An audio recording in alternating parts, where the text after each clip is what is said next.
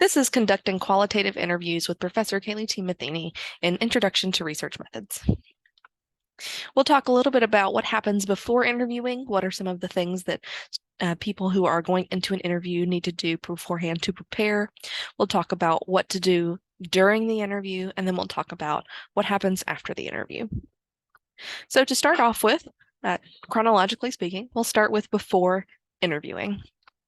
So some key things to make sure that are complete before actually conducting an interview include identifying a research question, developing an interview guide, this is also known as an interview protocol, recruiting participants, and preparing for the interview. So we'll talk a little bit about each of these pieces.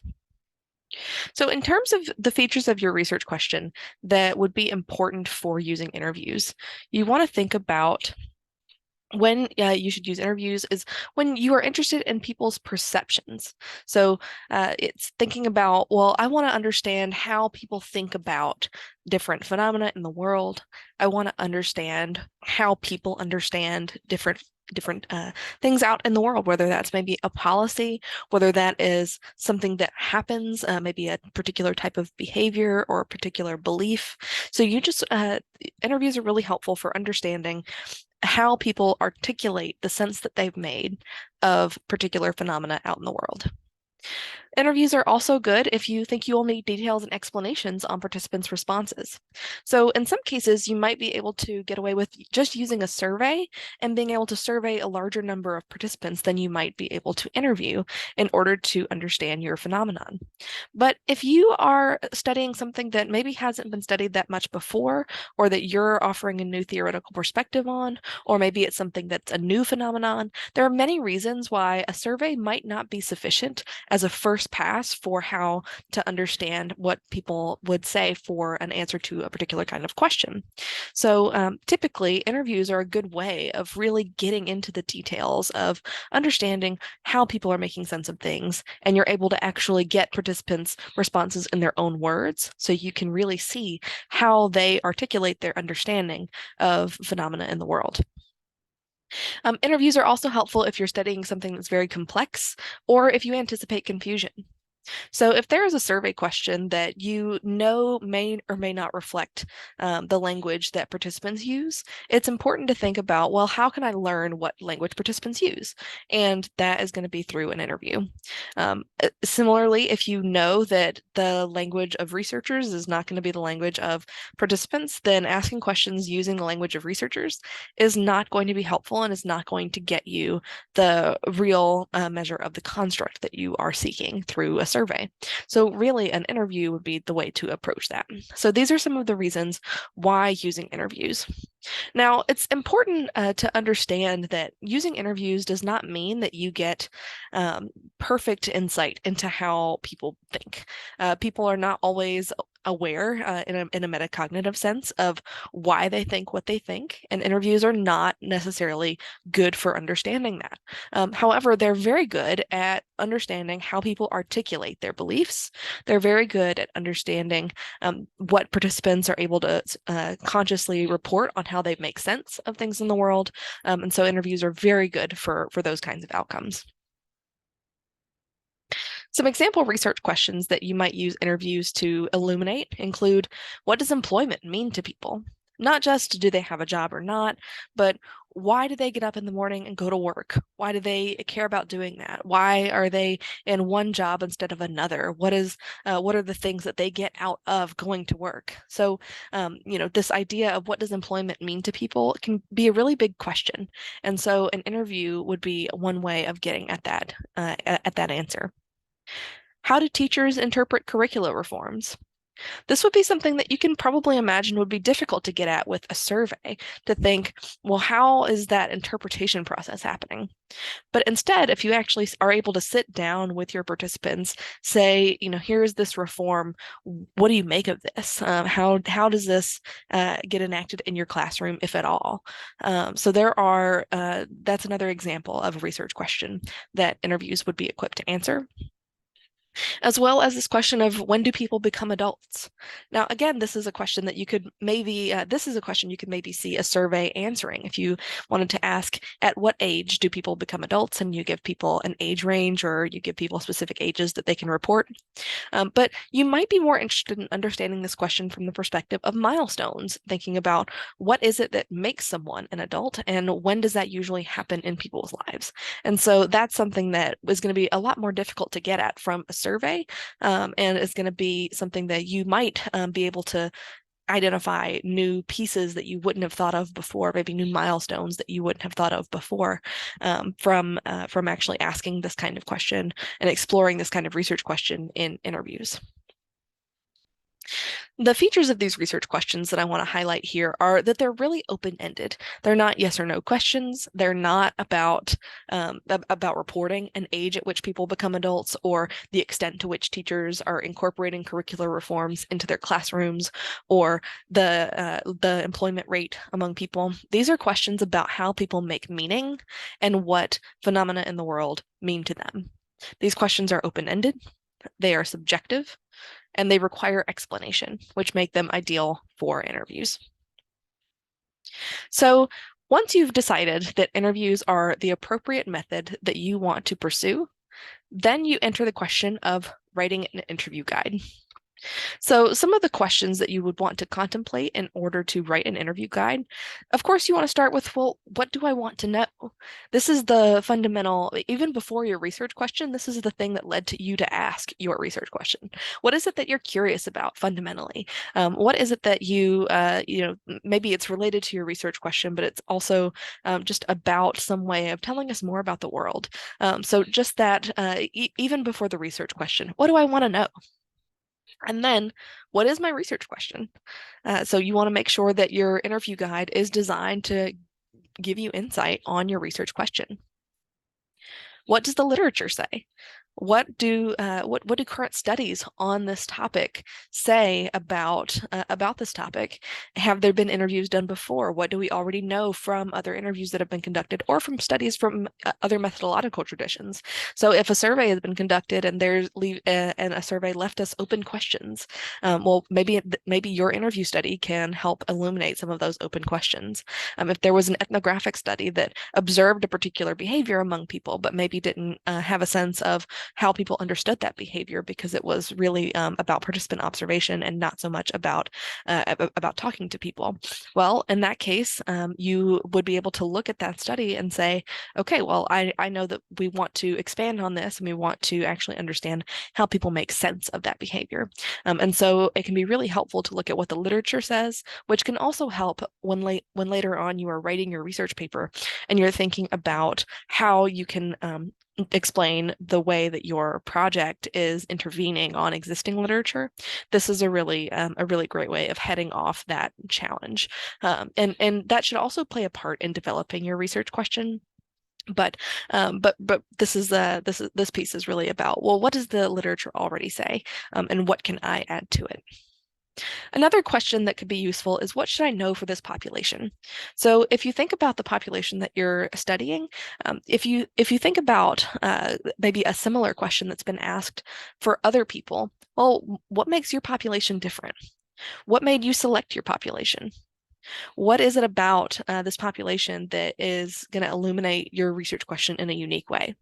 So what should I know for this population? Just not asking questions that are really broad, but asking questions that are thoughtful to the audience that you're asking them to and of. What feedback have I received so far is another question you might consider. So this is something where, when you design your interview guide, you ask people questions on that interview guide. You ask people, you do some pilot interviews, is what they're called, when you do practice, or not really practice interviews, but early interviews in a study to actually do that iteration on that interview guide. You can also just practice your interview questions with friends and family to get a sense of what questions are, sound awkward when you ask them, or what questions don't really make sense to people. And so it's important to, especially early on, try out different questions on your interview guide, really explore your interview guide, and think about the feedback that you can solicit and that you have received in order to improve your interview guide.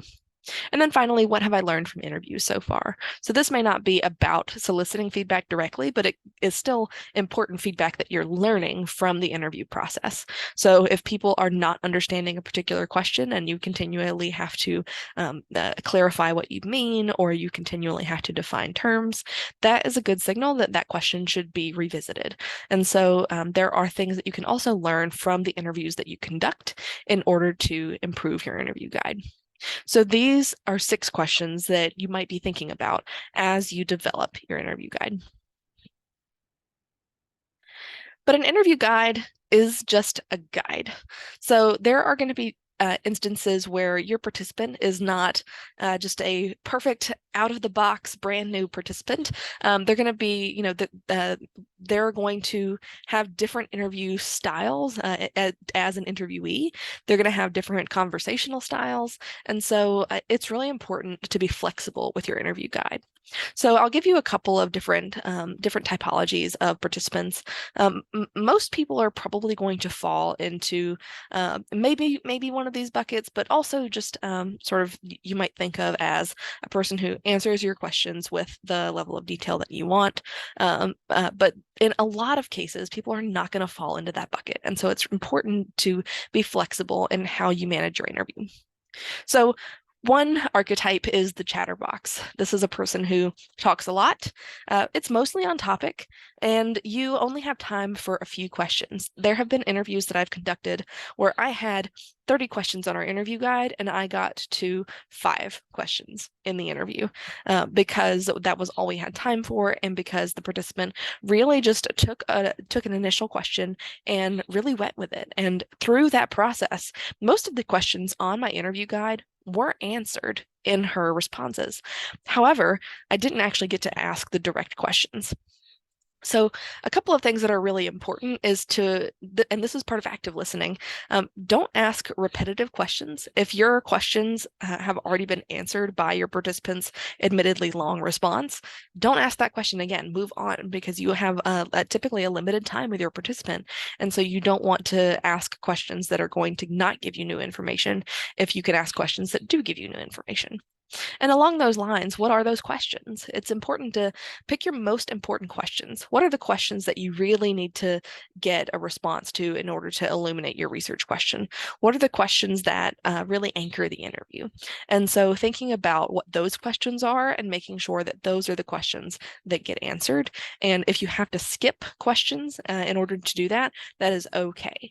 So the important thing is making sure that you are collecting enough data to answer your research question, but it's you don't have to stick to your script and interrupt your participant if what they're talking about is really on the topic that you need. As a sort of similar archetype, I also have here the explorer.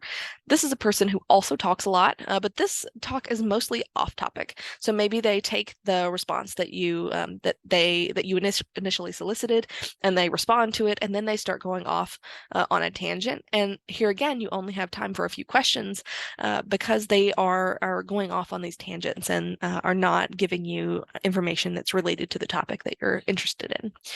Now, in some ways, this can be an important way of building rapport. So that's an important caveat I want to note here is, if participants really need to, share something that they think is important to the story that maybe you don't think is important to the story, it still can be important to give the participant the space to share that story, but at the same time, it's still important to make sure that the information that they're sharing is relevant to your study and is a good use of both your time and their time. And so for this individual, it can be helpful to in some cases listen, but also in some cases redirect them back to the question at hand, and find some of those natural pauses in the conversation, if those exist, to interrupt and say, I've heard a lot about this, but one thing I wanted to make sure to address is that, right? And so thinking about ways that you can interject into the conversation,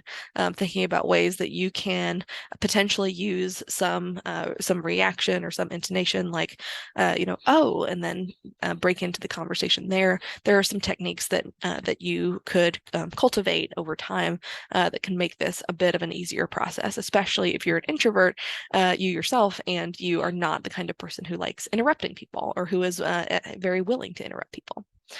Which I know can be a real challenge. That's something that I struggle with. We also have the introvert. So this is a participant who talks very little, they don't really offer details, and you don't give much data. Those interviews can be really short. They can be really difficult to understand how the participant is making sense of things if they just don't really share much. And part of this can mean it's important to, well, it's always important to fortify rapport with your participant, but it can be particularly important for participants who maybe aren't sharing as much as you would like them to, because maybe one of the reasons that they're not sharing as much is that they don't know you and they're not comfortable doing so. And so part of that might be just fortifying that rapport and really trying to find things that you have in common with the participant, and not in sort of a very off-topic way, but just, if something comes up and you can say, oh, that was the case for me too, or oh, I really appreciate hearing that, and bringing in some pieces that are going to be part of that rapport building, that can be really important for a participant like the introvert. This is also going to be a case where you would need to probe or ask follow-up questions. So this is going to be a person who, if you, they're not talking very much, they're not giving you long, detailed answers to your questions. And so to get the same level of detail from an introvert as you would get from a chatterbox or even an explorer, you would have to ask follow-up questions. And it can be really helpful to prepare some of those follow-up questions in advance. And then finally, there's the straight shooter, which is a person who answers your questions. They don't offer details. And here again, you might not get much data. But this is not really a challenge because they don't, maybe they hesitate to trust you, or they, are just timid or less likely to share it. This is just a person who, you asked a question and they answered it, and they are checking that box, so to speak. So this is another example where you would definitely want to probe or ask follow-up questions. It's also important to just kind of question, is this person a fast talker? Did we get through the interview quickly because they answered questions exactly as a sort of modal participant would, in terms of answering the questions and doing exactly as you would expect, but they just did it very quickly. Is that the case? And then for the straight shooter, it can also be helpful, and for interviewing in generally, it can be really helpful to pause strategically, because typically when you are being interviewed and your interviewer pauses, you feel an expectation to fill that silence. And so that could be another strategy of getting additional details from the straight shooter. So those are some of the archetypes that you might experience as an interviewer.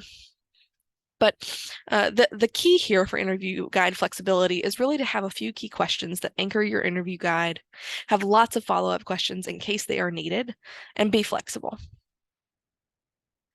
So in terms of the interview guide itself, the interview guide is really about questions. It's the series of questions that you have designed to answer your research question. So some general principles of good questions include that they are open-ended, that they are on topic, that they yield rich data, and that they are easily understood by participants. And it's also worth noting, first, open-ended doesn't have to be that every single question is open-ended. That could also mean that you start with a yes or no question and then you dive into a participant's answer. But the idea behind an interview is to actually understand what participants are thinking, how they're thinking, what brought them to that perspective. And so from that end, you want to think about open-ended questions. Of course, on topic, and yielding rich data, that's going to be things that ideally you would see some variation in people's responses. So if you think about there might be questions about your topic that everyone gives you the same answer to. Maybe it's just a fundamental understanding about a topic, or maybe it's a fundamental orientation to a topic that everyone would have. Maybe it's this idea of, if you're interviewing people who are in law enforcement and you ask them, is law enforcement important? Maybe not everyone is going to say yes, but most people are gonna say yes. If you are interviewing teachers and you ask teachers if teaching is important, that's going to yield not very rich data, because most people are going to say yes. Now, once you get into the question of how is teaching important, that is going to be where you are able to gather more rich data. And then in terms of easily understood by participants, this means that it's not a question made with academic jargon. It's not a question that has a lot of, you might say SAT words or GRE words. They're not questions that are bogged down with language that people don't understand. They're questions that are straightforward and that ideally use language that participants themselves use. But questions don't just have to be questions, or at least questions entirely. So good interview questions can actually be a lot of things. Interviews can get creative, including approaches like asking participants to draw pictures, diagrams, or timelines, to react to media or vignettes. That can be videos, that can be that you give them something to read or a headline. A vignette is maybe a small story that you're asking people to react to. It could also be asking participants to interact with items. And so these are some approaches that are really helpful for getting at some of the modes of understanding that interviews are really helpful at understanding. But this can also include really helping to create rapport and to establish a strong interview approach with some different populations, such as using toys and play to interview children. So interviews can get creative, and you don't have to feel bound to the idea of just asking questions, but you can also think about other ways to engage your participants and to really get at their understanding. And another piece here is not to overly script interviews. Qualitative interviews are meant to be semi-structured, typically semi-structured, meaning that you want to leave yourself time and opportunity to investigate topics further.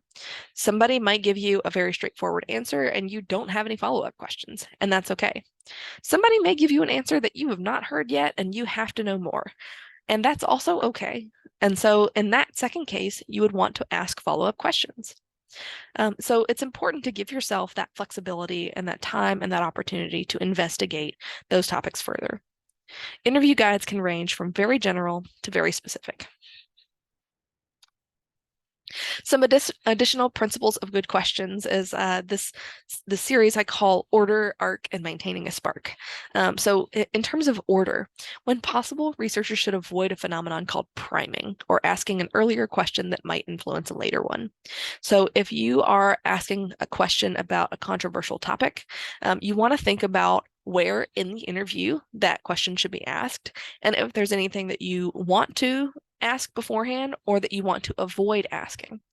So let's say that you are trying to get participants' perspectives on a particular hot button political topic.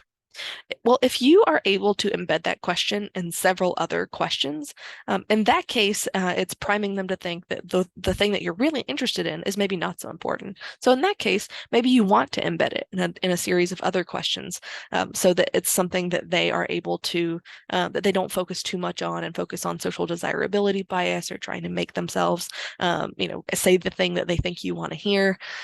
So that's one way of using order to your advantage, is embedding really important questions in a series of questions that maybe aren't exactly what you're asking, or that make it seem like, oh, it's just one of a series of questions rather than the crux of the interview. So that's one idea. Another idea is just thinking about ways, if there's a question that you know participants are going to be hesitant about answering, thinking about what kinds of questions you can ask leading up to it that might make them more open to answering that question. Or again, thinking about if there is a particular series of questions that have led as sort of a negative valence toward a particular kind of outcome. So if you think about if you're asking questions about college and work and you focus a lot on college and then you start asking about work, you might be priming your participant to have a particular kind of orientation to your work questions that you wouldn't have otherwise if you would have started with your work questions instead of your college questions. So it's important to think about not just what questions to include, what questions do I not, but also in what order you want to ask those questions. And in a similar vein, you also want to think about the arc of your interview guide. Questions on similar topics should be asked at similar points in the interview. Each question should really feel like it flows from one question to the next. And that doesn't mean that you can't have sections, right? There are going to be sections of the interview that focus on one topic, and there might be a section that focuses on a different topic, and that's perfectly fine. They should generally be about the research plan that the participant was briefed on as part of the consent process. But the different sections can be about different aspects of the research question or different aspects of the participant's background that you want to make sure to touch on. And so you want to make sure similar questions are near each other and that there is an arc or a flow to the interview guide. And then maintaining a spark, which is this question of maintaining rapport with participants. It's very important for your participants to trust you and to feel like they can share with you in order for them to open up during the interview. And so it's very important to build rapport with participants at the beginning. It's okay to ask questions about, what are they doing out in the world, and just kind of understanding a little bit about their background and who they are, but not really getting at deep or controversial questions until much later in the interview when the participant really trusts an interviewer and is more ready to share. So that's order, arc, and maintaining a spark, different things that you want to think about when planning the order of questions in an interview guide. So after you've planned your questions, you start to think about recruitment. And there are a lot of decisions that come with recruiting participants. So before you even start recruiting, before you even start identifying potential participants and reaching out to them, you want to have a very detailed plan in place for how you will manage your data. So what that means is thinking about if you are going to record interviews, how will you store those recordings? How will you store your notes? How will you manage all of that? And also just thinking about participants' contact information, just how will you manage that? You also want to think about who exactly you want to recruit. Who is your population of interest? Is it actually a subpopulation of interest? Is it actually broader than you initially thought? So thinking about who exactly you want to recruit, who is in that population, and who do you envision as part of your sample? And then from that, where and how you will recruit, which is in large part going to be a function of your population of interest. If your population of interest is, about a particular demographic that is not located on social media or that is disproportionately underrepresented on social media, then social media is probably not the destination for where you would want to recruit from.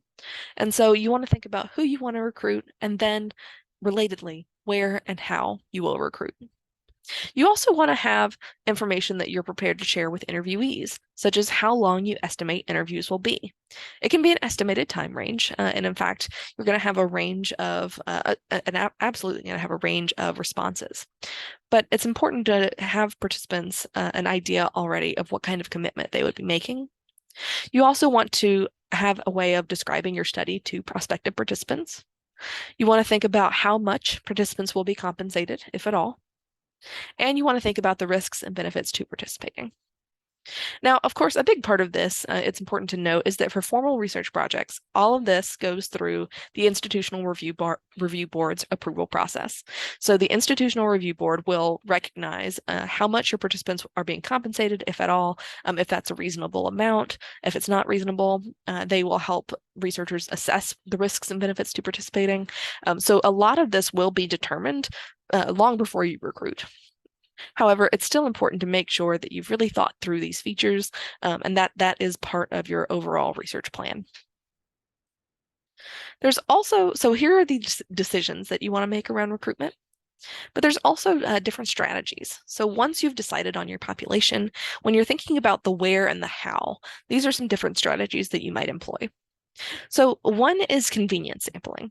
Convenience sampling often looks like reaching out to people who are accessible to you, often in your own social network, often people that you might be close with, but it can also be conveniently sampling in places that are convenient to you outside of your social network. So that might mean social media, either publicly or in private groups. That can mean sampling from public locations, such as, and typically you would need permission for this, but outside of a grocery store, or if you are at a local park, or if you are in a coffee shop. And again, if you're in a commercial establishment, typically you would need permission from that commercial establishment in order to recruit there. But that is a way that you can recruit, is in those public locations. You can also recruit from interpersonal outreach and from particular interest groups. If maybe there's a group meeting for a subsample of the population that you're interested in, you could potentially recruit from that group meeting. So this would be convenient sampling. It's who do I want and how can I access those folks? On average, convenient sampling is relatively easy, and it can yield a large sample size because there are a lot of people who you might be able to reach through these different approaches. The challenge with convenience sampling is that there is low external validity, meaning that the people who you are able to conveniently access might be very different from the population more broadly. And so that's a very important consideration, and which is closely related to selection effects. So if you think about the people who are more likely to be in your sample through convenience sampling, that's going to depend on the approach that you use. But if you say are sampling from asking participants to participate in front of the grocery store, well, people who get their groceries delivered, people who are, maybe they are a member of their household, but they're not the person who shops for groceries. There are going to be people that you miss depending on your convenience sampling approach. And so that is one of the big challenges with convenience sampling. There's also purposive sampling, which is often the case when people are conducting case studies. And purposive sampling gives you intentional variation, which is really nice because if you're looking at examples that are trying to give different perspectives or different ways of doing things, that can be a way of actually really intentionally designing that variation into your study, and actively recruiting the people that or the institutions that you want to understand. Um, in this example, response rate matters because you've selected exactly who or what institutions you want to participate. And so if they say no, that is a challenge to the variation that you have built into your study, that you've said, I really want to understand how this, I'll use an example of teacher evaluation, for example. I want to understand how, teacher evaluation works at school A, school B, and school C, because they're all in very different geographic locations, and they all have very different student demographics, and they all have different resources available to them. And so, in that way, you would be purposively sampling.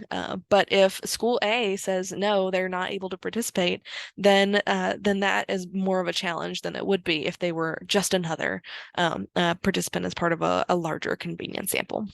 So response rate really matters with purposive sampling. And you can find the people or the institutions that you want to sample from a variety of places. And a lot of these can be similar to convenience sampling, but purposive sampling is going to be primarily relied on through interpersonal outreach, and actually you saying, you reaching out to the school or the people or the institution that you want to interview and work with. There's also snowball sampling, which is where you so there's essentially you ask people who have already participated in the study to refer you to other people. And that can be really helpful to reach more obscure populations. So if you initially recruit, using convenient sampling from social media, and you ask people to refer you to additional participants, well, you might be able to reach participants who are not on social media, which is going to help you overcome some of those selection effects.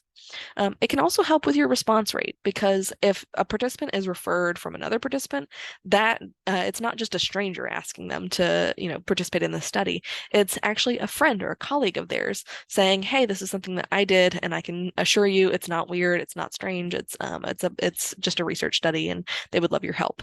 So snowball sampling can be a good way of getting response from participants. But the challenge is that because you're getting referrals from prior study participants, there's a challenge with variation because you're getting people who are probably more alike than they are different, because they're people who are in each other's social network. So that is one challenge. And also through snowball sampling, that does limit the possible participants, just because there are going to be a lot of people who are not in the possible range of snowball sampling and that are not contacts of your prior study participants. And so that does create a limited pool of possible participants. And then finally, random sampling. Random sampling is great because it has high external validity, meaning that the types of patterns that you might identify, especially if you have a larger sample size of participants, are really going to reveal phenomena that are out there in the world and that might be getting closer to representation of different perspectives. And random sampling also provides you useful variation because it's variation that you would see out in the real world. It's not variation that you manufactured, which would be the case through purposive sampling. And just as a quick aside, when I say variation, I'm thinking about differences among the participants' narratives that is meaningful for your research question. So when you think about variation, you're thinking about different ways that people might answer questions. You're thinking about different perspectives that people are going to bring to your research topic. And so that's what I mean when I talk about variation here in the interview setting. So random sampling brings in lots of useful variation, and if there is no variation, that's also really interesting because if you're using random sampling that it's not because of selection effects, and so that is one challenge or one benefit to random sampling. However, random sampling is really difficult, and it can suffer from having a low response rate, which can again yield itself to selection effects. So it's really difficult to get out of having selection effects or selecting on people who are at the very least more likely to participate in a research study. But the way that you would do this for random sampling and interviewing is to to acquire a list of all possible participants and then randomly select from that list. So as you can imagine, that's really challenging. And in many cases, there isn't a list of all possible participants to draw on. So interviewers have to rely on these other recruitment strategies. In addition, so between recruitment and conducting the interview, of course, you want to prepare, you want to write and revise your interview guide.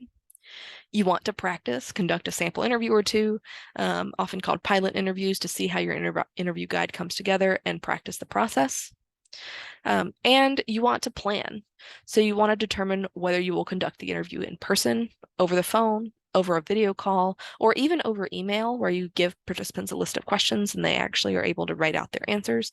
This is not an ideal method of interviewing. It's essentially getting open-ended survey responses, but it is in some cases better than nothing, or it's a good way of if your participant has to leave unexpectedly, maybe you get their answers to your interview questions remaining over email, for example. So, determine how you will conduct the interview, determine whether you will ask to record the interview or if you will write down the participants' responses. Clearly communicate your plan to the participant ahead of time. So you want to make sure that they know what to expect with the interview. And often that can include just sharing the consent form with them that has been IRB approved. So clearly communicating your plan to the participant, including who will call whom. So are they going to call you? Are you going to call them? If you're going to call them, what number are you going to be calling from? What time? And this is something that is pretty straightforward most of the time, but if you are interviewing across time zones, it can be very important to be specific about exactly what time zone you are referring to. If you're meeting them in person, where are you meeting? And then provide them with your contact information in case they are not able to attend the interview and have to cancel, or in case they cannot find you for any number of reasons. It's really important for your participants to be able to reach you. And finally, you want to think about scheduling and, in particular, not scheduling too many interviews at once because that can be really overwhelming and really taxing both emotionally and cognitively for you as a researcher. And so it's important not to just load up on interview after interview after interview, but really to give yourself time to process between interviews, to record your notes, to make sure that you're keeping good records of the process. And so, in that sense, it's really important not to schedule too many interviews at one time.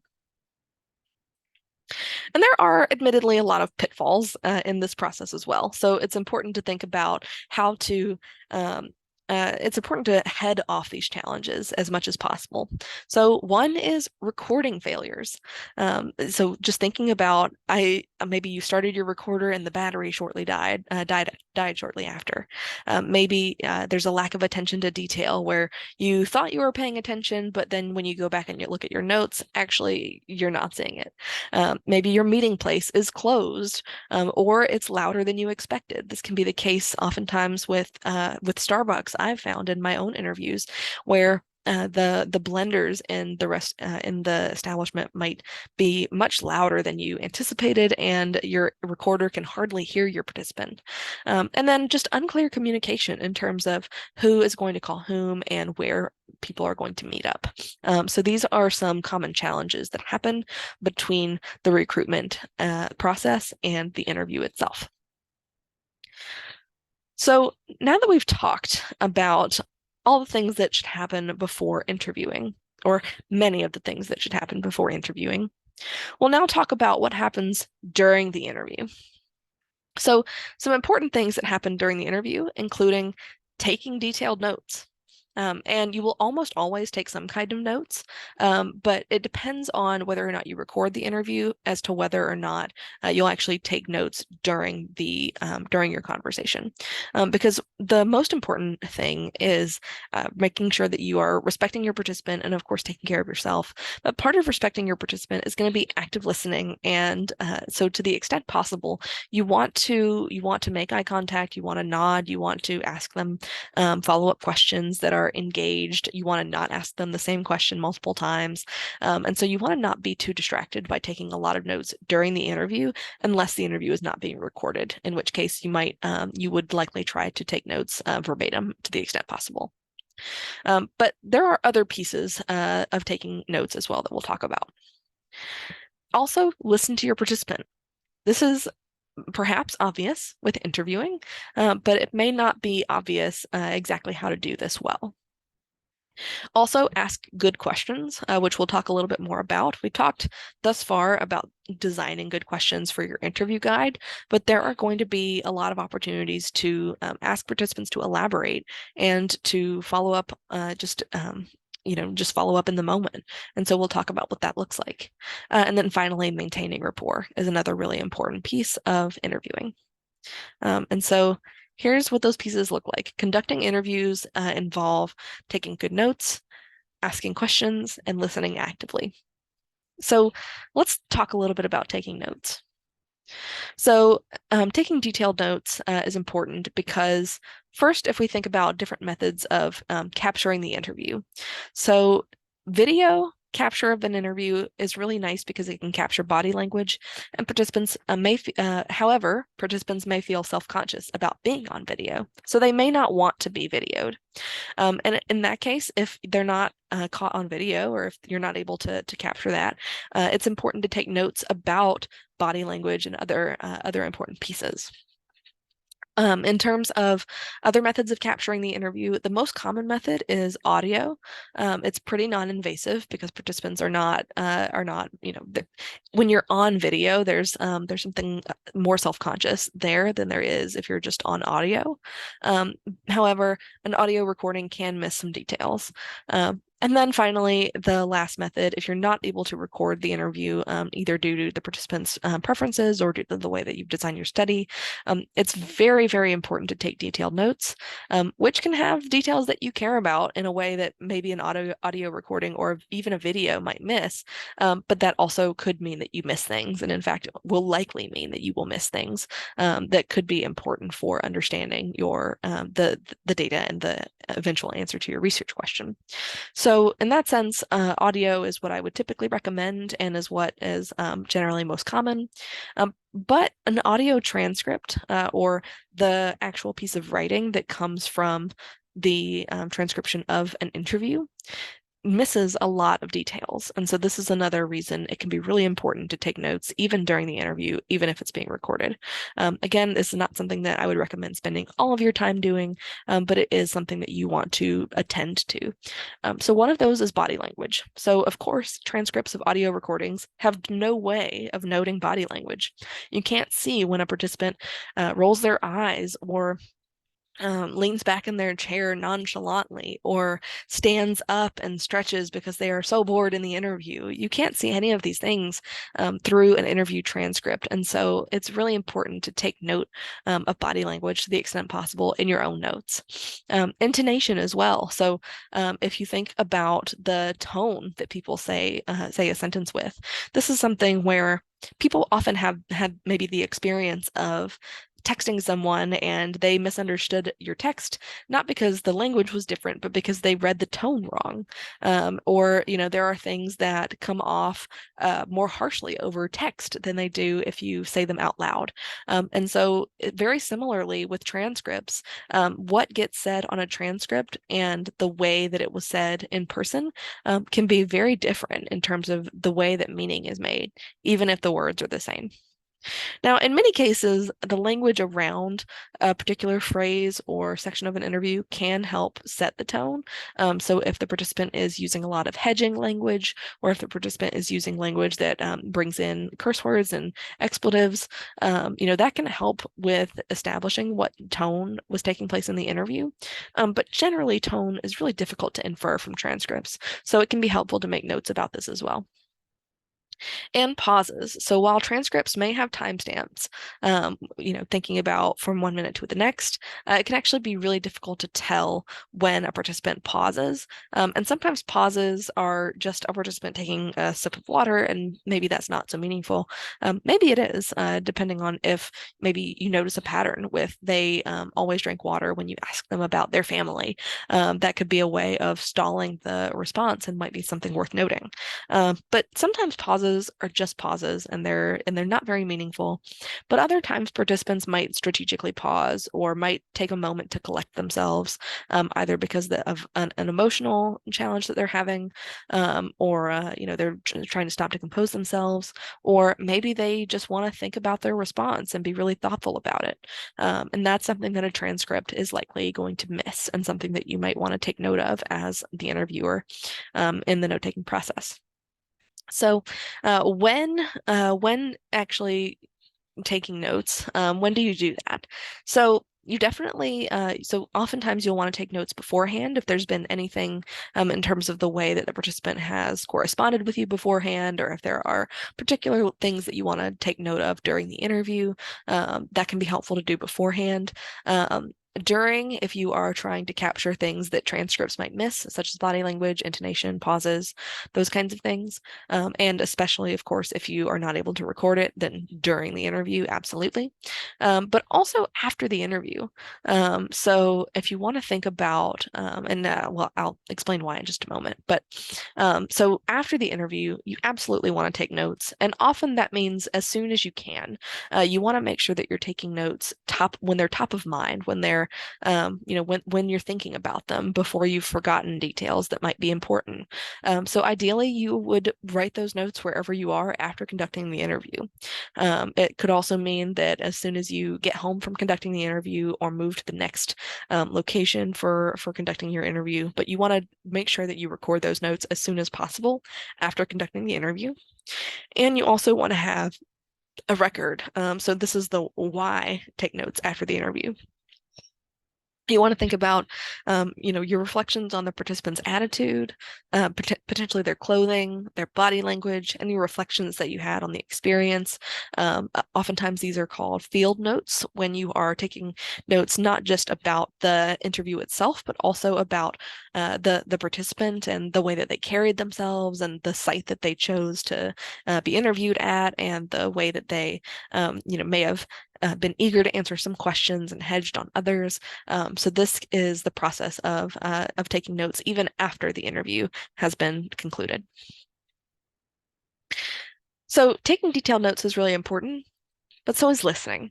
So one way of thinking about this is if you are in a car with your participant as the two people in the front seat, you are not the driver. And so it's important. So you are the navigator. That is your role in this case. You are the person who is giving directions. You are the person who is responsible for keeping you on course. But it's not about an interview is just not about the interviewer. It is always about the interviewee. And so, if you are an introvert, your challenge in that setup might be giving directions. Actually saying, "Hey, like, we were supposed to take a left turn back there. Do you mind if we turn around and actually stay on course?"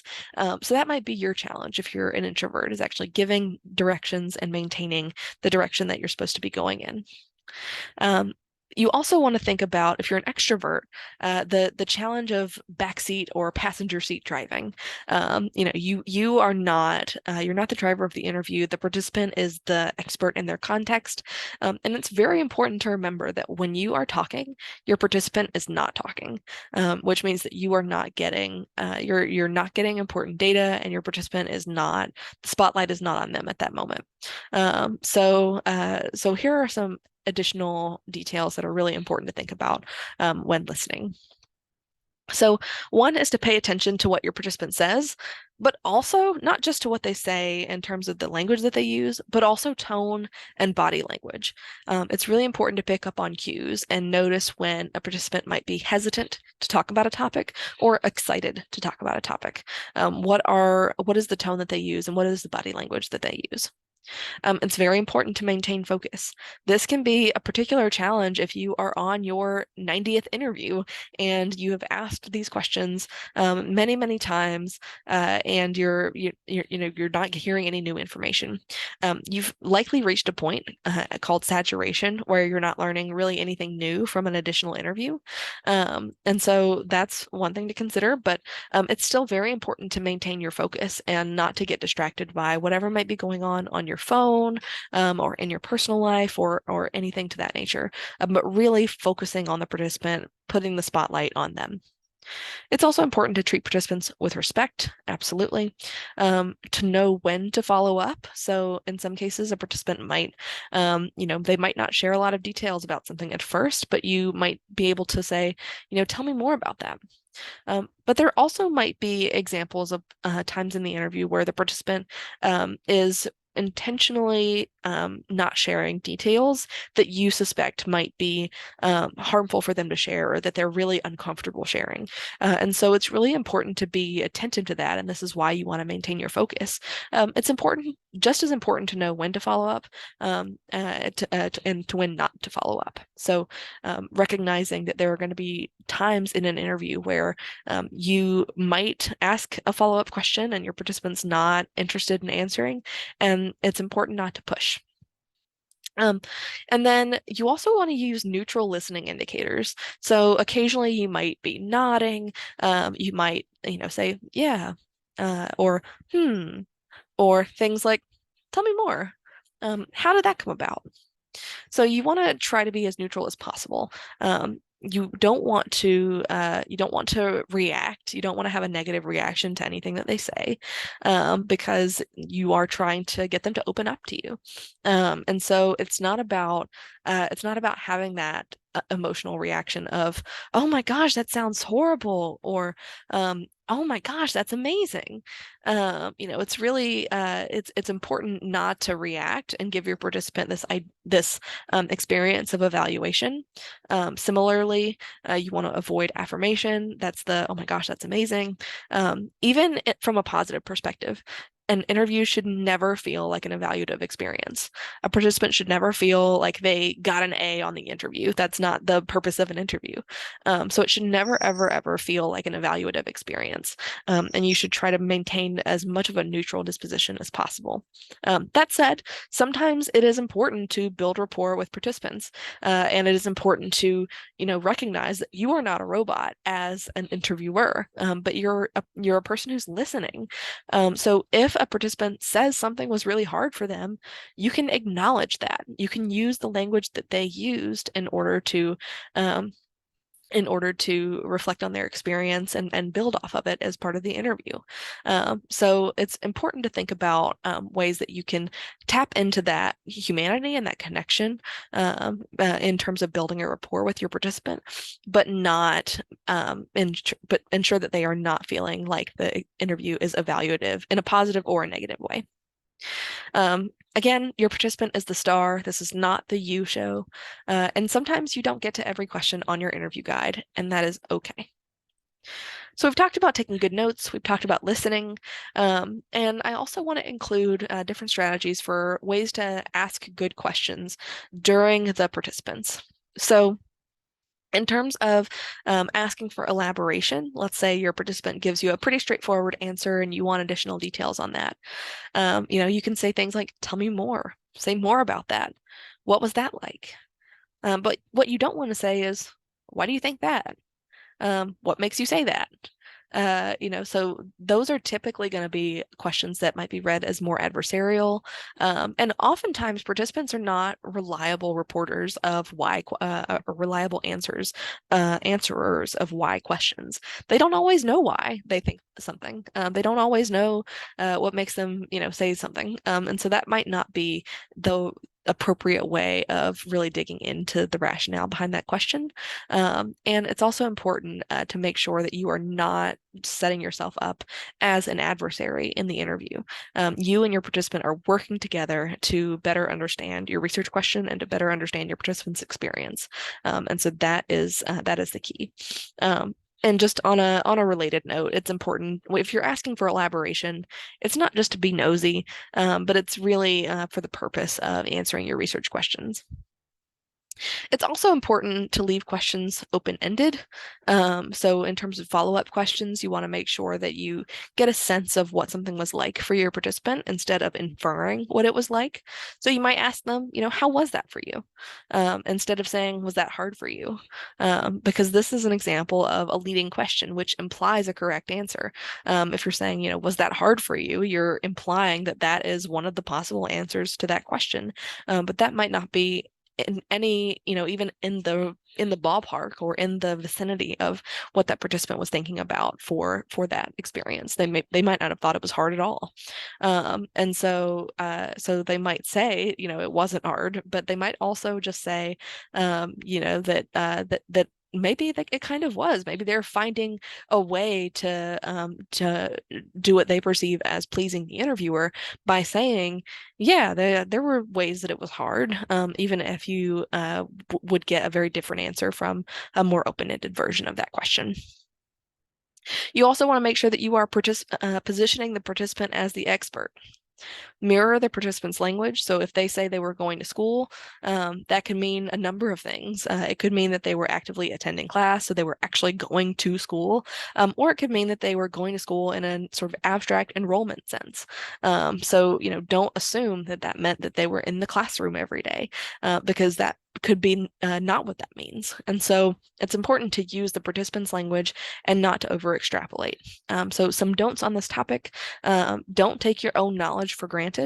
You might know how something works in a particular context, but that might not be how it works still. There might be a temporal dimension to that. It might not be how it works in a different context. So it's very important to not take your own knowledge for granted, and to never assume the participant's answer, and not to over extrapolate from the participant's answer. And then it's also really important to empathize. So if you're talking about a difficult topic with a participant, it's okay to say things like, we can take a pause. It's okay if your participant is actively struggling. It's okay to say things like that must have been hard, because what you're doing there is empathizing.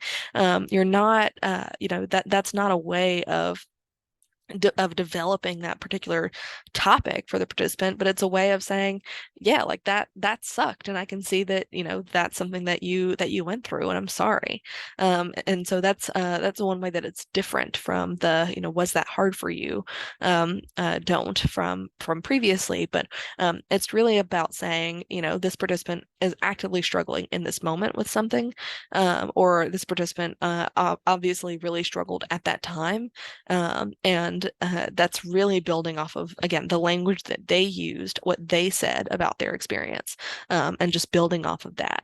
And just generally trying to match their energy. If they are really somber about a topic, it's important to think about ways that you can reflect that energy as well, and to take what they're talking about seriously. It's important also not to barrel ahead with your interview guide if your participant is struggling. And if it's a topic that they are maybe trying to answer but are struggling to do so, don't badger them to answer. This is an interview, not an interrogation, and those are very, very different things. So it's important to think about ways that your that your interviewee, the participant, can drive the interview, is still in charge, and is able to navigate the interview in a way that is satisfying for them. And it's also important to maintain rapport. Your whole job is not just to collect data. It's not just to understand this phenomenon out in the world. It's not just to get what you can from your participant. It's to collect data without harming your participant. And that can be easy to forget if you're really focused on your interview guide. But it's really important to think about your participant as the driver of your interview. So it's just absolutely critical to treat participants with respect.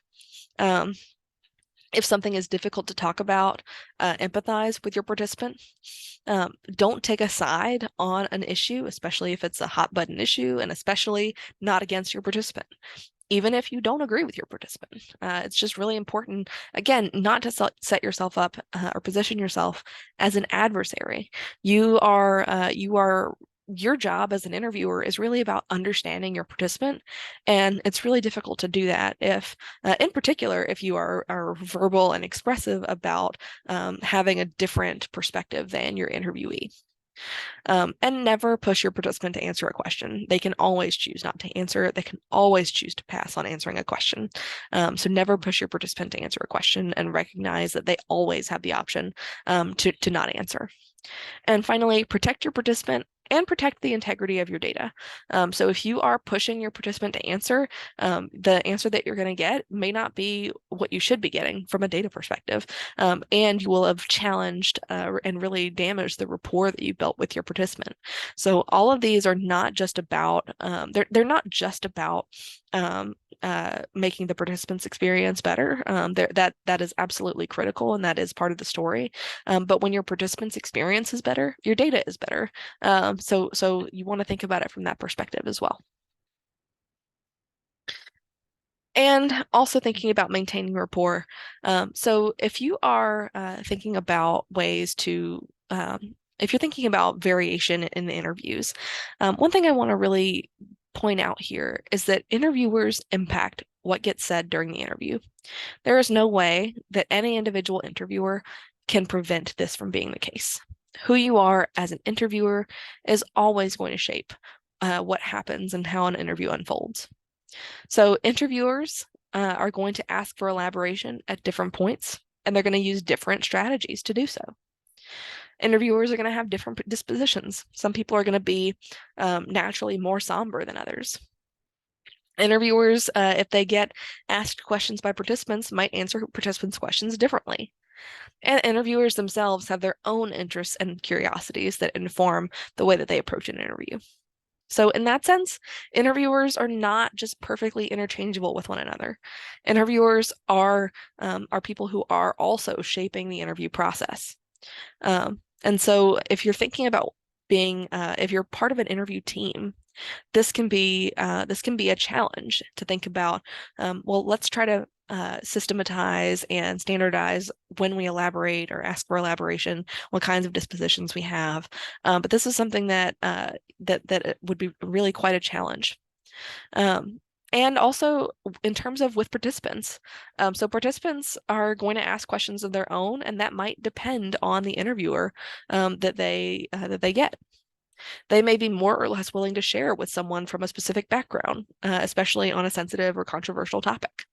So if you're thinking about a topic on reproductive rights and you are a cisgender man interviewing women, that could potentially create some challenges because your audience or your participants might be less likely to share certain details with you than they would if you were a person who shared their identity more closely. And so people may be more or less willing to share with someone from a specific background in a way that is completely out of the interviewer's control.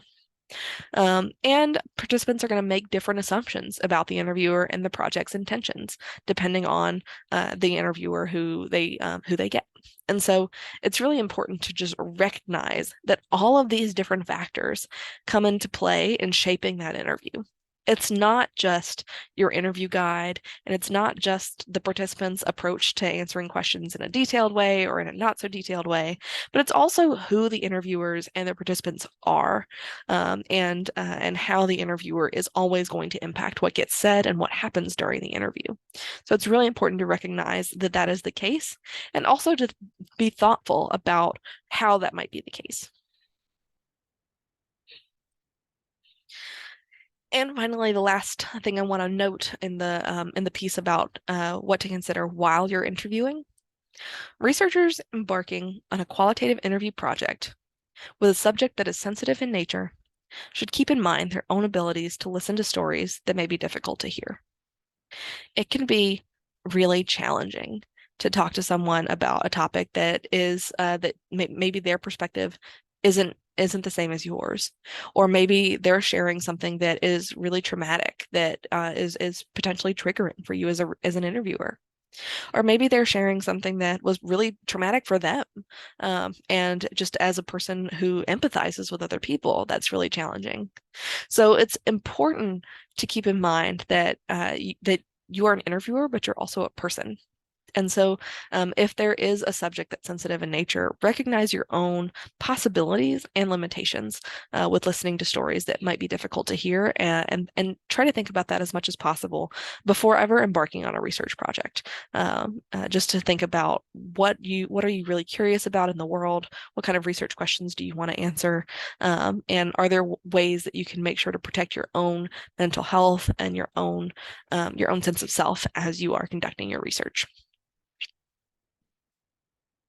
And finally, after the interview.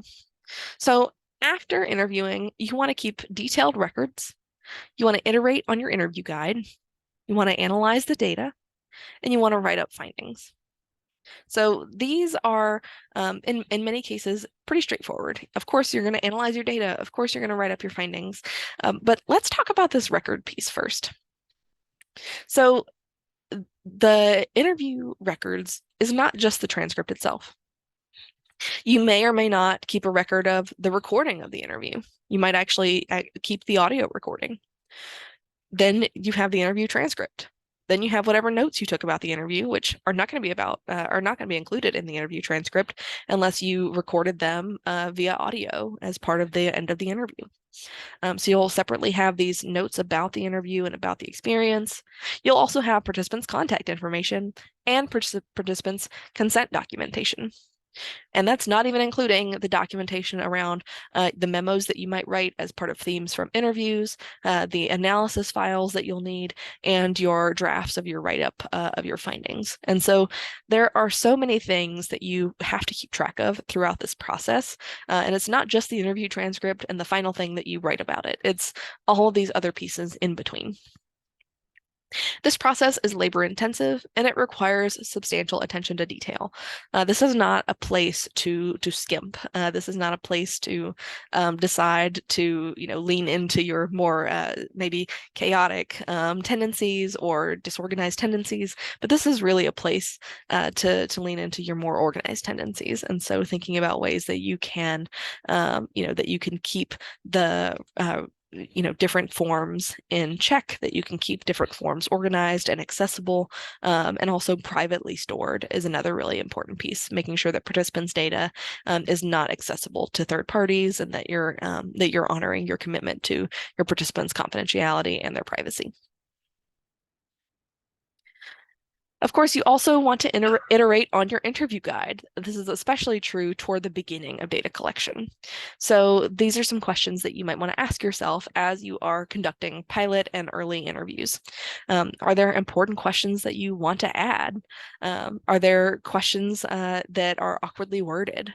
Were any questions skipped and why? There might be questions that, maybe you were constantly finding that one question is really repetitive because of where it comes at in the interview. So maybe you get rid of that question for future interviews. Um, are there elaborations that you want to consistently ask? So if there's something that participants don't always elaborate on, but that you really want to, that you find yourself over and over saying, tell me more about that, or what was that like for you? That you actually want to build that into your interview guide so that you ask it consistently for every participant. You might notice that some questions are not asked in the order that you think makes the most sense, either from a narrative arc standpoint or from a priming standpoint, and from a standpoint of not wanting your participants to have preconceived notions or wanting to establish a particular preconceived notion ahead of time. And then are there questions that you ought to remove? So this might be that repetition question. This might be questions that you find that participants just fundamentally do not understand, that they constantly ask for clarification on, and that is not really giving you useful information. So there are a lot of reasons that you might end up wanting to remove a question from your interview guide. And it's important to think about if there are opportunities to remove questions and not just add questions and add time, but really being thoughtful about the time that participants spend with you and ways that you can not just lengthen your interview guide, but really optimize your interview guide. And then you want to analyze your data. So what does this look like? Well, oftentimes, if you are doing the most common method of recording the interview, which is using an audio recording, then you would need to transcribe the audio recording. There are a few ways to do this. One is by hand, which is often free or cheap. It might require some different software depending on how you go about it, but it could also just be playing the interview, doing playback and playing the interview back over and over, pausing it and typing up what the participant says and varying the speed of the recording as you type. So that's one way to approach it. Using an AI software. So there is, for example, a software called Otter AI where you can upload an audio recording and it will use artificial intelligence to do a transcription that's about 90% accurate in terms of what gets said during the interview, and then you have the opportunity to go back and clean the transcript up if you so choose. This is a pretty cheap version, but it's also really important to pay attention to the way that different websites might be storing or using the data that you upload to them. So that's really important and also part of something that you want to think about. Or you could use a transcription service, which is where you would actually pay by the minute to have human transcribers transcribe your interviews. And they are going to capture things that an AI software is not going to capture. They would be able to tell, in some cases, whether or not a person is talking about a school, using slang for a school name, or talking about a mascot when artificial intelligence might not be able to pick up on that. And so there are going to be some details where AI would not be equipped, not just from an understanding standpoint, but also from like a true meaning standpoint of what is the meaning of what a participant said in context. And so in some of those cases, transcription services can be more helpful. So the drawback with transcription services is that they can take some time. They can take a few days or longer to do because they are drawing on human transcribers, and they are really they can be very, very expensive. So if you have just a monthly subscription to an artificial intelligence software that transcribes interviews for you, that's usually very cheap. Otter AI has a transcription service. The last time I checked, that was $5 a month. But using an actual transcription service that uses human transcribers can cost, in some cases, 80 cents a minute. Even more expensive if it's audio that is difficult to understand and that transcribers would have to listen to over and over and spend more time trying to understand. So the transcription process it varies, and it can be as cheap as free, or it can be extremely expensive. And then you also want to make sure that you are actually going to analyze your data, and that's going to be through coding interviews. So you want to identify patterns and themes in your data based on your research question, your notes from data collection, what the literature on your topic says, and or what seems interesting. And this is often iterative, meaning that there are multiple rounds of coding. There are multiple rounds of reading the interviews and identifying patterns that you find of interest. So I'm going to give you an example of excerpts from interviews that I conducted as part of a research study. And so, oh, in terms of analyzing these data, I've got two different interviews in which I asked the same interview question. And so you'll notice a couple of things. One is that there are slight variations in the way the question is asked. So in interview 2, for example, I give a slight elaboration to the question that I don't give in interview 1. And so that's something that, again, interviewers are not just going to vary across interviewers, but also just across interviews in the way that you ask a question. And so that's something that's important to note as well, and to just be cognizant of ways that the way that you ask a question or elaborate on a question might impact the answer as well.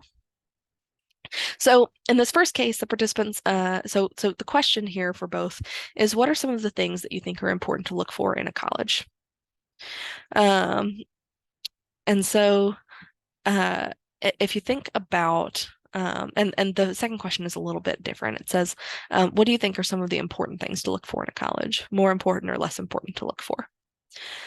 So the first participant says, I think it would be really cool if it was somewhere that my daughter could go hiking or do stuff, like if she's close to a little town and she can go and walk the town and have dinner with her friends or whatever. So I guess the social part is really important for her to keep that going and activities to do. So I think for me, that would be most important for her because I don't know what she wants to do. And then the second interview, the participant says, and R here stands for respondent. The participant says, I think location is really important to an urban area, access to an urban area, because I know myself when I went to school, it was in a rural area basically, and I think that was a disadvantage. So I think, yeah, access to an airport. I hear these stories of friends whose kids are going to these schools up in the middle of upstate New York, and it takes forever to get. Anyway, whatever. It's just accessibility to airports and urban areas. Size is important. I think the feel of the campus diversity, the courses that are available, of course. Gosh, I don't know. Yeah. So those are the different answers that the interviewees provided. And I'll just give one example of ways to approach coding. And so one is through deductive coding using the interview guide, where here I give you the example of a descriptive code of college characteristics, which is where I would just code the answer to this question that participants provide.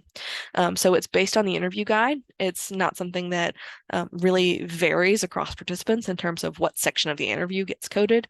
There might be other parts of the interview where they bring up something that is related to this topic that might also get included. But generally, it's going to be the answer to this question. What are some of the things you think are important to look for in a college? But then you're going to have subcodes, because this isn't, if you're just looking at the answers to these questions, that's not enough. You want to make sure that you're actually making meaning of those responses. And so you want to look at things that people talk about in common and the things that are different across interviews. So the way that you would do that is through the second cycle the second cycle code that I used here. So first cycle is just going through the interviews, identifying places where participants are talking about college characteristics, always in answer to this question, maybe in other parts of the interview. But then doing second cycle coding, which means going back through the transcripts and saying, okay, what are the important pieces? So here what I've done is I've just taken the parts of the interview excerpts that I showed here that were highlighted in yellow as part of college characteristics. So that's the first round of coding where I would actually just take the pieces that fit into this parent code is what it's called, this descriptive code of college characteristics. And then I would say, okay, well, what do people say within this that relate to the different characteristics that people say are important? So in interview one, the parent talks about somewhere that her daughter can go hiking. So that is something that is related to locale. You can get more detailed as I did here and talk about rural and outdoor access. And so that's something that I coded for here. There's, a little bit later in the excerpt, she says, where my daughter can go and walk the town and have dinner with her friends. So having that kind of urban access is also important to her. And then she talks at the end here about her daughter saying, saying, so I think for me that would be most important because I don't know what my daughter wants to do. And so it's clear here that what her daughter wants to do in terms of her career plans are also important for how this parent is making sense of college and what would be part of what she considers important. Now, if the research question here were about not about what's important to the parent, but instead what the parent is actively considering, what are the big considerations, the career plans would not be a consideration because it's something that she doesn't know. So it can't be part of that calculus. But it's not about what actually gets used in the college characteristic and in the college selection process. Here, it's about just what do you think is important? And so here, she implies that knowing what her daughter would want to do for a career would be important if she knew. And so other pieces to that are the urban access or the town access and the rural or outdoor access. And then in interview two, the parent says, I think location is really important to an urban area. So she talks about access to an urban area in contrast to a rural area. So I coded that as urban access. And the parent also talks about access to an airport. I hear these stories of friends whose kids are going up to these schools in the middle of upstate New York, and it takes forever.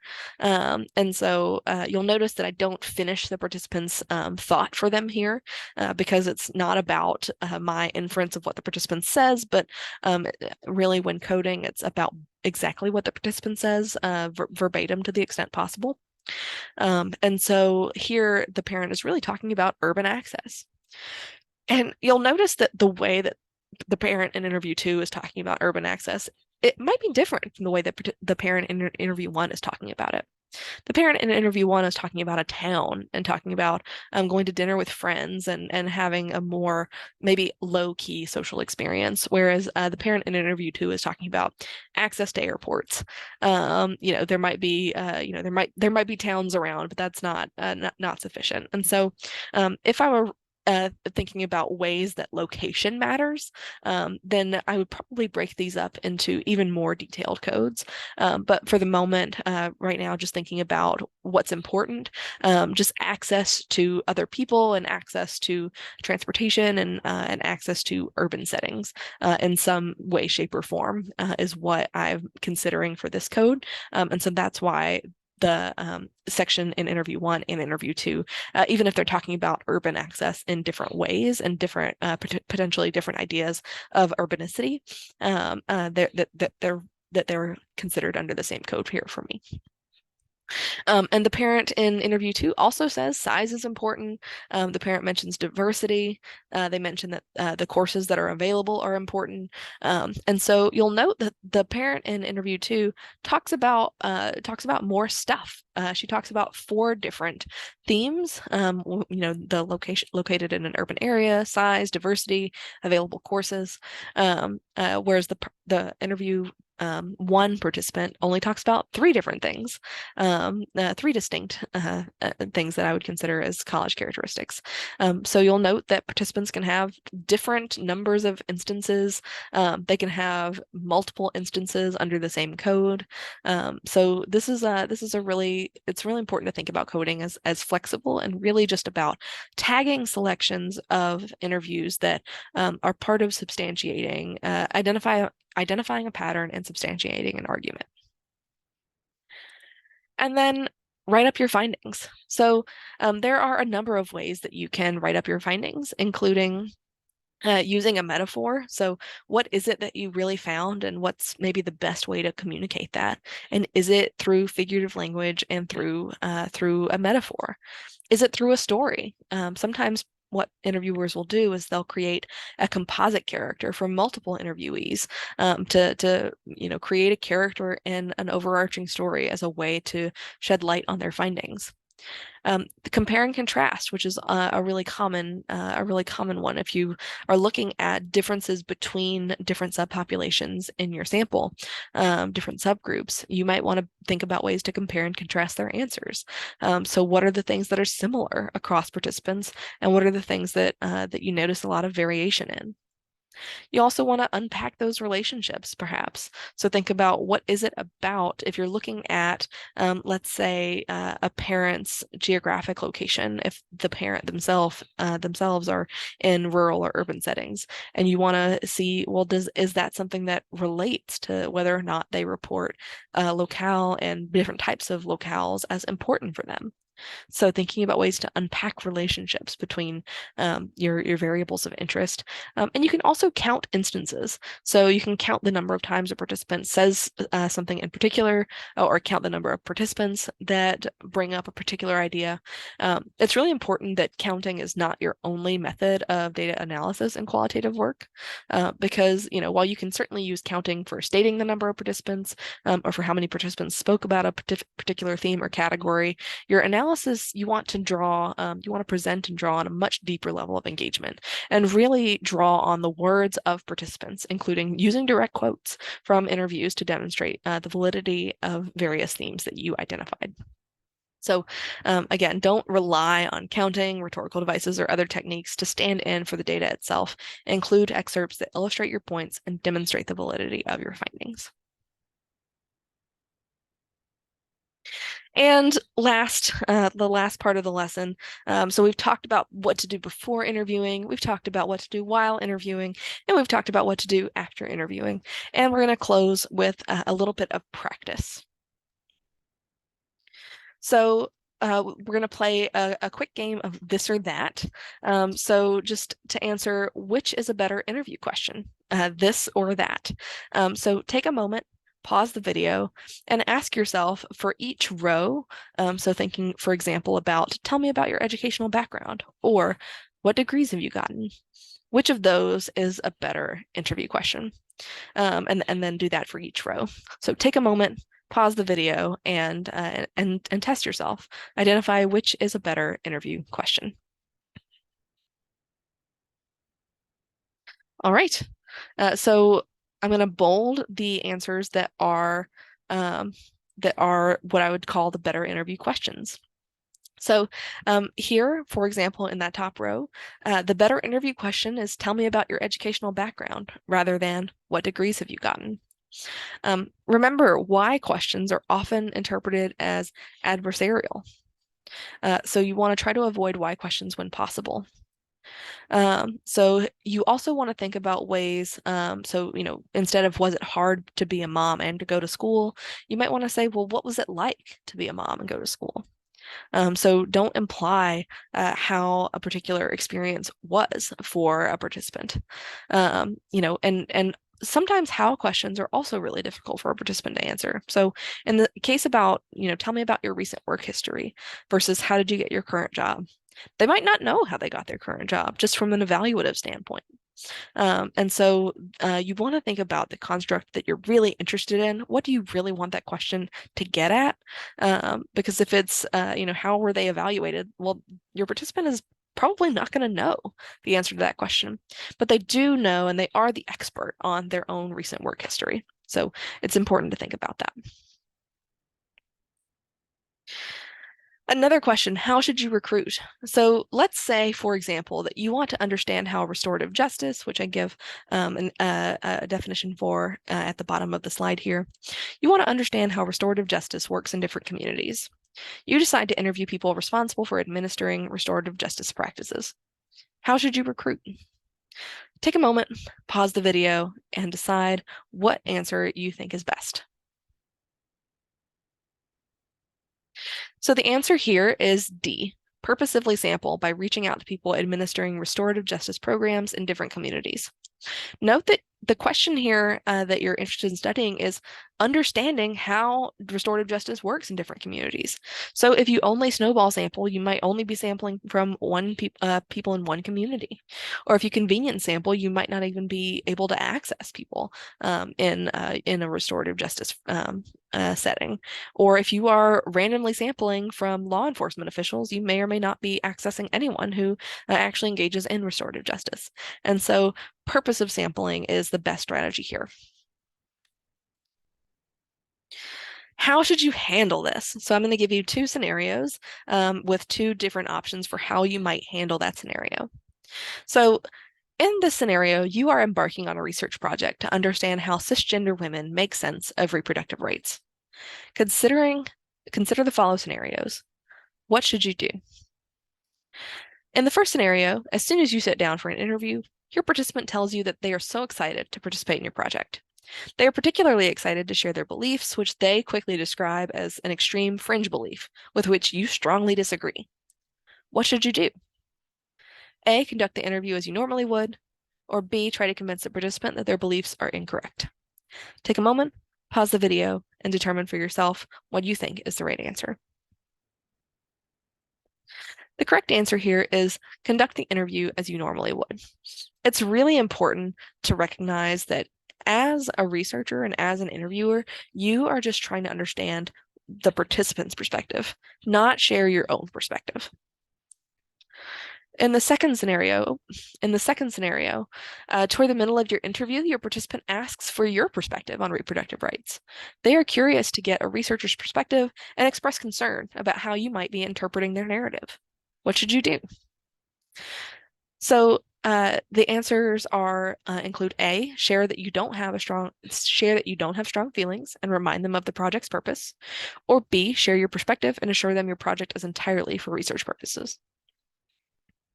Take a moment, pause the video, and determine which one you think is the appropriate answer. So in this case, I actually, I think that it depends a bit on the setting. I would generally err toward A, sharing that you don't have strong feelings, and then just reminding your participant of the project's purpose. Something that I sometimes like to say is, I don't really have a perspective on that issue, and that's part of why I'm doing this study is to learn more about it. And so that is something that is perfectly okay to say, even if it is not 100% true. Because if you have strong feelings on a topic and that shapes the way that the interview goes from there forward, you've not really benefited anyone, but you have challenged the integrity of your data. That being said, sometimes if you pretend not to have a perspective and you can't, that really just feels completely disingenuous to you, and it's not something that you're really able to do in a way that you're comfortable with. Sometimes you can envision a way of sharing your perspective, but assuring your participant that your project is entirely for research purposes and is really outside of the way that you might feel about a topic individually. But again, I would highly recommend erring toward the first one. But if that's disingenuous for you, or if you, if you can't genuinely, try to share with a participant that you don't have strong feelings, if that's just not something that you're able to say, then it is okay to share maybe some small details about your perspective, but assure them that your project is entirely for research purposes. And the big thing here is that you don't want to, again, position yourself as an adversary to your participant. That is not the goal. The bottom line here is to maintain rapport, respect your participant, and maintain the integrity of your data. In addition to that, there are lots of strategies you might use for elaborating. So in this exercise, we'll talk about how should you ask for more details. So let's say your participant says, and these are going to be on mock interviews of different topics, and essentially it's just what's a good way of elaborating from what they said. So the first example, my husband left me after 8 years of marriage, and then I started working again. So the two options you have here are, that must have been really hard. Can you tell me more about that? Or what was that experience like for you? Tell me more about that.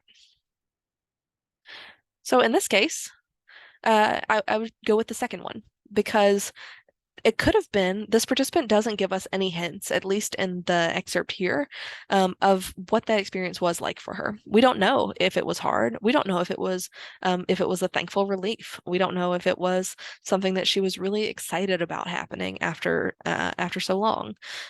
So we don't want to imply that that was a challenge for her, because we don't know. And so in terms of understanding that, we would say, well, what was that experience like for you? Tell me more about that. All right, so this next one is the case of, it was the worst semester of my life. I was working nights, falling asleep in class, taking care of my kids. I don't know how I did it. A couple of ways that you might respond. One is, that must have been really hard. What do you think would have made things easier? Or what was that experience like for you? Tell me more about that. So, and as would be the theme here, take a minute, pause the video, and determine which one you think is best. All right, so in this case, I would actually say the first one is best. That must have been really hard. What do you think would have made things easier? Because if you just say, what was that experience like for you, it almost sounds like you weren't listening, because they say it was the worst semester of my life. It was really hard, is how that was for them. And so in that sense, you want to make sure that you demonstrate that you were actively listening to what they were saying. Here, they were saying it was a hard time. It was a terrible semester. So in that case, you want to demonstrate that you heard them, that you understand that that was their experience in that case. And so you want to elaborate on that in a way that that leans into your active listening, and that leans into your understanding of that experience. Um, another respondent answer could be, well, how did I come to this job? I don't know. I just applied and got it, I guess. So you could follow up by asking, well, what drew you to apply to this job in particular? Or, but why did you apply for this job in the first place? And in this case, again, take a second, pause the video, and determine which one you think is the best answer. So in this case, I would say, what drew you to apply to this job in the first place? To what drew you to apply to this job in particular? And in some cases, this might be, it may not be the best question, depending on how long it's been since the participant applied, and what happened prior to that in the interview. But if you're just thinking about how the participant arrived at their current job, how did they end up in that position, you might want to think about, well, what drew you to apply to that job, and not just why did you apply for that job in the first place. If with a sort of implied idea of, if you can't even tell me how you came to this job, why did you even apply in the first place? And so that's avoiding some of that adversarialness, and really leaning into what you're trying to get at with the original question of how they came to that job. And then finally, a participant might say, if you're interviewing them on dating practices, the most important thing to me is that my partner is attractive. Other people say smart, funny, whatever, but they're lying. So you could say, why is attractiveness so important to you? Or you could say, tell me more about that. And in this case, I would say to ask, tell me more about that. So it's important here to the participant, attractiveness. But again, why questions can come off as really adversarial, and it's not about questioning the participant's perspective, but about understanding the participant's perspective. And so approaching it from that angle is really important. And just here are all the answers together of what they would say, and then how you might follow up. And then finally, what advice should you give to an aspiring interviewer? So which of these would you say is good advice for an aspiring interviewer? What would you want someone who is going into interviewing to know? So take a moment, read the examples here, pause the video, and determine which ones you think are going to be the best advice to give to an aspiring interviewer.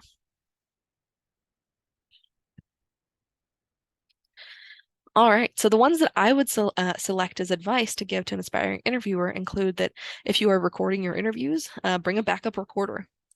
Practice listening. It's harder than you think. Be detail oriented. And an interview is about more than what gets said. It's also about tone and body language. And these other pieces are not so great advice, but maybe there are ways that we can improve upon them. So instead of each of the examples in gray here, what do you think would be the good advice? The kind of opposite here. So take a moment, pause the video, and say, for each of these grayed out answers, what would be the right advice you would give? All right, and here I've essentially just kind of pasted different advice over the different better advice over what I would say is the bad advice. So it's important to build rapport, but just avoid sharing details that would impact your research in terms of impact the data that you're able to get and your ability to participate as an interviewer in the work.